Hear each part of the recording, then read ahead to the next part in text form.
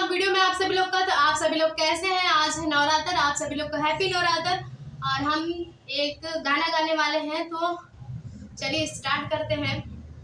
देवी गीत गाना देवी माँ के लिए। और आप लोग सोच रहे होंगे कि हम इतना सारा क्या पहने हैं, तो मैं शॉर्ट वीडियो बना रही थी, इसके लिए मैं पहनी थी। और मैंने सोचा कि मैं एक गाना ही गा लेते हैं, माँ को नवरात्र में बुलाने के लिए, इसे भी गाते हैं।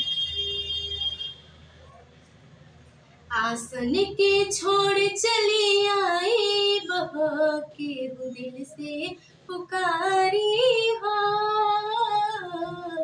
पहरा के तोड़ चली आई बहा के दिल से पुकारी हो। पहला बुलावा मोरे भोले जी के आयल, पहला बुलावा मोरे भोले जी के आयल, पार्वती के रूप धरी आई बहो के दिल से पुकारी हो,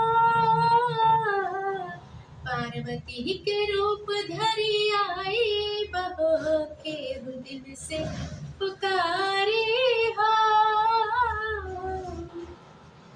आसन के छोड़ चली आई बहो के दिल से पुकारी हो,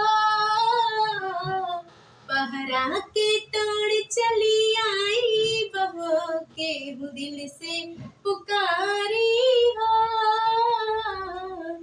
दूसरा बुलावा मोरे कृष्ण जी के आयल, दूसरा बुलावा मोरे कृष्ण जी के आयल, राधा के रूप धरी आए बहो के दिल से पुकारी हो,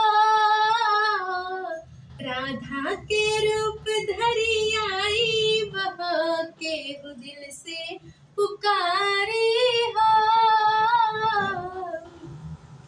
तीसरा बुलावा मोरे विष्णु जी के आयल, तीसरा बुलावा मोरे विष्णु जी के आयल, रुक्मणी के रूप धरी आए बहो के दिल से पुकारी हो, रुक्मणी के रूप धरी आई बहो के दिल से पुकारी हो। चौथा बुलावा मोरे गणेश जी के आयल, चौथा बुलावा मोरे गणेश जी के आयल, लक्ष्मी के रूप धरी आए बहो के दिल से पुकारी हो। आसन के छोड़ चली आई बहो के दिल से पुकारी हो, पहरा के तोड़ चली आई बहो के दिल से पुकारी हो। पचवा बुलावा मोरे मैया जी के आयल, पचवा बुलावा मोरे मैया जी के आयल, बेटी के रूप धरी आई बहो के दिल से पुकारी हो, बेटी के रूप धरी आई बहो के दिल से पुकारी हो।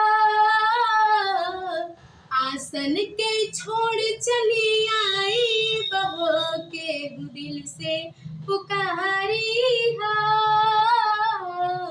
पहरा के तोड़ चली आई बहो के दिल से पुकारी हो। तो ये फ्रेंड, आप सभी लोग को गाना कैसा लगा? आई होप आपको अच्छा लगा होगा।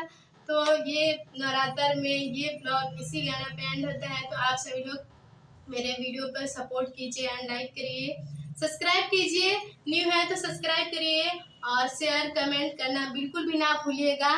तो इसी ब्लॉग के साथ बाय बाय। और मेरा नेक्स्ट वीडियो जाकर देखिए कि कैसा है मेरा नेक्स्ट वीडियो। और पूरा ये देख रहे हैं, ये आपको दिखेगा नहीं, मैं बैठी हूँ। और मेरा नेक्स्ट वीडियो में मेरे ब्लॉग में जाइए, चैनल में देखिए, उसमें आपको दिखेगा कि मैं कैसी लग रही हूँ एंड किस लिए तो ज़्यादा ही अवाल बवाल लग रही हूँ, ऐसे ही कैसे। आप लोग कमेंट करेंगे तो ही हम मारेंगे, वरना नो की नो की नो। ओके, बाय बाय।